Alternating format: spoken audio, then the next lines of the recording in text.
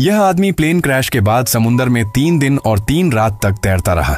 जब वो लगभग हिम्मत हार चुका था तब उसने दूर कहीं एक आइलैंड देखा। जल्दी से वो अपनी बोट लेकर बीच पर आया, लेकिन आइलैंड बिल्कुल सुनसान था।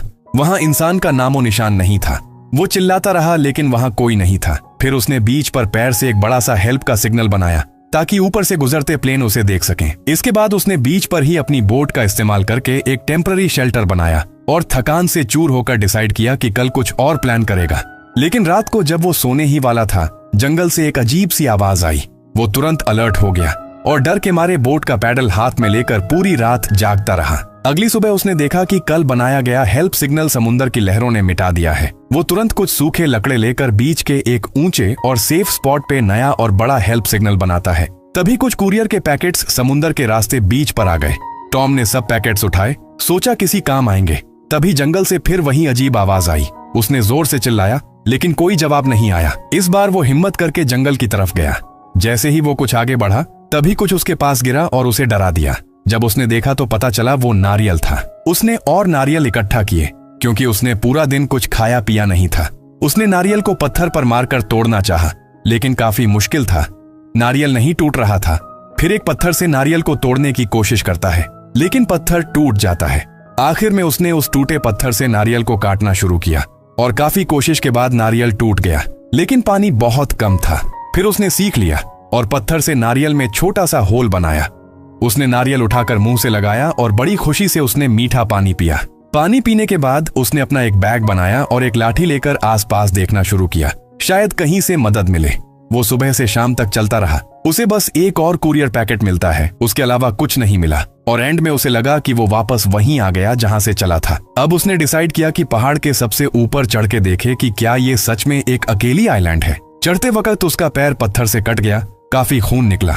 उसने अपने पैंट से एक टुकड़ा फाड़कर बैंडेज बनाया और कुछ घास जड़ी बूटियां और सॉक्स में डालकर दोनों पैरों पे बांध दिया। 1 घंटे की चढ़ाई के बाद वो पहाड़ी के टॉप तक पहुंचा। उसने देखा कि चारों तरफ सिर्फ पानी ही पानी है, कोई और जमीन नहीं दिख रही थी। उसका दिल टूट गया। तभी उसने देखा कि समुद्र में कुछ दूर एक आदमी तैरता हुआ दिख रहा है। वो तुरंत नीचे उतरकर उसके पास तैर कर गया और देखा वो प्लेन का पायलट था, लेकिन पायलट जिंदा नहीं था। टॉम ने पायलट को बीच पर खींच के लाया और उसके पास से एक टॉर्च मिली। टॉर्च अब भी काम कर रही थी। उसके शूज उतारे, वो छोटे थे पर उसने मॉडिफाई करके पहन लिए और उसकी जेब में एक वॉलेट मिला। वॉलेट में पायलट की फैमिली फोटो थी। उसे देखकर वो इमोशनल हो गया। एक खुशहाल फैमिली अब कभी पूरी नहीं होगी। उसने डिसाइड किया कि पायलट को वहीं बीच पर दफनाएगा और उसके पास उसकी फैमिली फोटो भी रख दी। उसने पत्थर से पायलट का नाम और उम्र रीफ पर लिख दिया। इतना सब करते करते शाम हो गई। रात को वो शेल्टर में लेटे हुए बहुत अकेला और उदास था, लेकिन उसकी वाइफ की फोटो उसका सहारा बनी। दिन बीत गए लेकिन कोई मदद नहीं आई। धीरे धीरे वो वहां की जिंदगी के साथ एडजस्ट करने लगा। हर सुबह पत्तों की बूंदों से वो पानी पीता। वो नारियल के शेल को पानी स्टोर करने के लिए यूज करता है। वो रेत को बाथरूम की तरह यूज करता है और पांव से उसे ढक देता ताकि स्मेल ना आए। उसे भूख लगती है तो वो समुद्र में मछली पकड़ने जाता है, लेकिन कभी कभी काफी मेहनत के बाद भी उसे कुछ हाथ नहीं आता। फिर एक रात जब उसको नींद नहीं आ रही थी तो वो बीच पर वॉक करने गया। तभी उसने देखा कि समुद्र में एक लाइट दिख रही है। उसने तुरंत समझ लिया कि ये किसी शिप की लाइट है। वो एक्साइटेड हो गया और जोर जोर से आवाजें देने लगा। उसने देखा कि शिप की तरफ से कोई रिस्पॉन्स नहीं आ रहा तो वो लाइट लेके जोर जोर से हिलाने लगा ताकि शिप वाले उसे देख सकें। पर समुद्र के बीच में उसकी छोटी सी लाइट कुछ भी नहीं थी।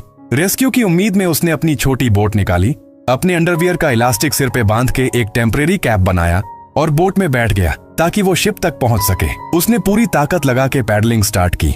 बड़ी बड़ी लहरें उसकी बोट को आगे जाने से रोक रही थीं। सुबह से लेकर दोपहर तक बोट चलाने के बाद भी सिर्फ 100 मीटर ही जा पाया। फिर भी वो हार नहीं माना, लगातार पैडलिंग करता रहा। आखिर में एक बड़ी लहर ने उसकी बोट को उल्टा दिया और बदकिस्मती से उसकी टांग चट्टान से टकरा गई और वो दर्द से चीखने लगा। जख्मी हालत में घिसटते हुए अपनी बोट लेकर वापस आइलैंड आया और जैसे मुसीबत कम थी, एक तूफान भी आ गया और तेज बारिश शुरू हो गई। उसने जल्दी से बोट से उन कुरियर पैकेजेस को ढक दिया। कोई शेल्टर नहीं था और टांग जख्मी थी, इसलिए वो आइलैंड के एक कोफा के पास गया। लाइट से आसपास चेक किया और सेफ समझ के अंदर चला गया। किस्मत से वहां एक स्प्रिंग था। बहुत ज्यादा प्यास लगी थी, इसलिए झुक के पानी पीने लगा। गंदा पानी था लेकिन प्यास बहुत थी।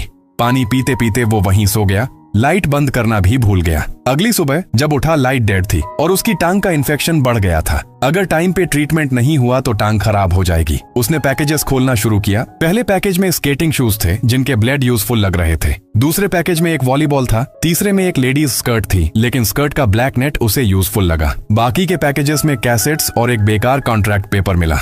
आखिरी पैकेज पे एक एंजल विंग्स का सिंबल था। उसने इसे एक आशा की निशानी माना और ऐसे ही रख दिया। उसने उन कार्डबोर्ड से अपने लिए बेड बनाया। स्केटिंग शूज से कपड़ा काट के शूलेस से अपनी चोट पे बैंडेज किया। शूज से अब नारियल तोड़ना और लकड़ी काटना भी इजी हो गया। फिर उसने एक बड़ा केकड़ा भी पकड़ लिया। काफी दिनों से भूखा था तो बहुत खुश हुआ, लेकिन कच्चा केकड़ा खाना उसे मुश्किल लग रहा था। उसने उस स्कर्ट के नेट से एक फिशिंग नेट बनाया और एक छोटी मछली पकड़ी। मछली खाते खाते उसने रियलाइज किया कच्चा खाना टेस्ट नहीं दे रहा था, तो वो लकड़ी घिसकर आग जलाने लगा। पेपर को फ्यूल बनाया। काफी कोशिश की, फिर वो थक गया तो उसने रेस्ट किया। नारियल खाने लगा। नारियल खाते खाते उसके जहन में एक नया आइडिया आया। नारियल शेल को यूज करके बैक एंड फोर्थ रबिंग करना। इससे फ्रिक्शन तेज हुआ, लेकिन हाथ कट गया। एक और चोट लग गई। हर दिन जिंदा रहने के लिए लड़ रहा था। फ्रस्ट्रेशन में चिल्लाया, गुस्से में हाथ पैर मारने लगा, वॉलीबॉल उठाकर फेंक दिया। इमोशंस रिलीज करने के बाद उसने खुद को संभाला, हाथ बैंडेज किया और आग जलाने के नए तरीके के बारे में सोचने लगा। वॉलीबॉल पे उसके खून का हाथ लगा था। उसने उस बॉल को एक चेहरा देकर उसका नाम विल्सन रख दिया और उसे अपना दोस्त बनाया। विल्सन के साथ वो मोटिवेट हो गया। फिर आग जलाने लगा। काफी कोशिश के बाद स्पार्क्स आने लगे। फिर उसने देखा कि हवा कम होने की वजह से आग बुझ रही थी, तो उसने एक गड्ढा बनाया और उसमें लकड़ी रख के जोर से घिसने लगा और मुंह से हवा दी और फिर फाइनली आग जल गई। उसकी खुशी का कोई ठिकाना नहीं था। रात को उसने बीच पे एक बड़ी आग जलाई ताकि रेस्क्यू सिग्नल दिया जा सके। अब उसे लग रहा था कि जिंदा रहने की उम्मीद है। उसने सी फूड रोस्ट किया और फिर काफी दिन बाद उसने पका हुआ सी फूड खाया। वो रोज विल्सन के सामने अपने दिल की बात करता और चट्टान पर अपनी वाइफ का फोटो बनाता ताकि खुद को जिंदा रहने का हौसला दे सके। वक्त तेजी से गुजरता गया। 4 साल कब निकल गए पता ही नहीं चला। पहले जो वो मोटा और भारी बदन का था, अब वो हड्डियों का ढांचा बन गया था। किसी को नहीं पता कि उसने ये 4 साल कैसे काटे। वो सिर्फ एक जिंदा लाश की तरह जी रहा था। अच्छी बात ये थी कि उसे मछली पकड़ने का काफी अच्छा हुनर आ गया था। कभी कभी उसने सोचा कि इस जंगल से भाग जाए, पर समुद्र की बेदर्दी लहरों ने उसका हौसला तोड़ दिया। एक दिन जब वो समुद्र में खाना ढूंढ रहा था तो उसे एक लोहे का टुकड़ा मिला। नई चीज देखकर वो बहुत खुश हो गया। उसने उस मेटल को बीच पर खड़ा किया और विल्सन के साथ बैठकर उसे देखने लगा। धीरे धीरे उसके दिमाग में एक आइडिया आया। वो हल्का था, फोल्ड भी हो सकता था और टूटता नहीं था। एक परफेक्ट सेल बनने लायक था। उसने तुरंत काम शुरू कर दिया।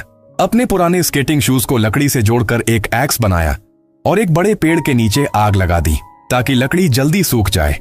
फिर उसने रस्सी बनाने के लिए छोटी छोटी झाड़ियां काटनी शुरू की, उनकी छाल निकाली और दिन रात बिना खाए पिए रस्सी बनाता रहा। उसने सोचा अगर अभी नहीं गया फिर कभी नहीं जा पाएगा। उसने जंगल के सब छोटे पेड़ काट डाले। हैटा की पुरानी वीडियो टेप्स भी रस्सी बनाने में यूज की। जब वो अपने गुफा में वापस गया तो उसका मन बहुत उदास था। उसे समझ आ गया था कि समुद्र में सफर बहुत खतरनाक है, जिंदा लौटना मुश्किल हो सकता है। तभी उसे लगा विल्सन उसकी कमजोरी पे हंस रहा है। गुस्से में आके उसने विल्सन को गुफा से बाहर फेंक दिया, पर अगले ही पल उसे पछतावा हुआ और वो भागकर उसे ढूंढने गया। 4 सालों में विल्सन उसका सबसे अच्छा दोस्त बन चुका था। अपनी गलती सुधारने के लिए उसने विल्सन के चेहरे को दोबारा ठीक किया। कुछ दिनों बाद उसने राफ्ट बना लिया। उसने वो विंग वाला पार्सल बॉक्स रखा, विल्सन को साथ लिया और एक तेज हवा वाले दिन में अपनी राफ्ट को समुद्र में डाल दिया। एक नई जिंदगी की तरफ सफर शुरू हो गया। वो राफ्ट चला रहा था, एक एक लहर से गुजरता हुआ। जब भी कोई बड़ी लहर आती तो तुरंत उस आयरन शीट का सेल खोल देता। राफ्ट काफी मजबूत निकला। हवा की मदद से वो बड़ी लहरों को पार कर गया और एक शांत समुद्र तक पहुंच गया। जैसे जैसे वो दूर जा रहा था वो पीछे देखता रहा, जहां उसने 4 साल बिताए थे। शाम के सूरज तले उसके दिल में नई उम्मीद जग चुकी थी। उसे भूख लगती तो समुद्र में मछली मार लेता, प्यासा होता तो बारिश का पानी इकट्ठा करके पीता। रात को कभी कभी एक बड़ा व्हेल उसके राफ्ट के आसपास घूमता रहता, जैसे उसकी सुरक्षा कर रहा हो। पर सब कुछ हमेशा अच्छा नहीं रहता। एक रात तेज आंधी आई और सेल उड़ गया। उसने राफ्ट को जोर से पकड़ लिया ताकि वो भी उड़ ना जाए।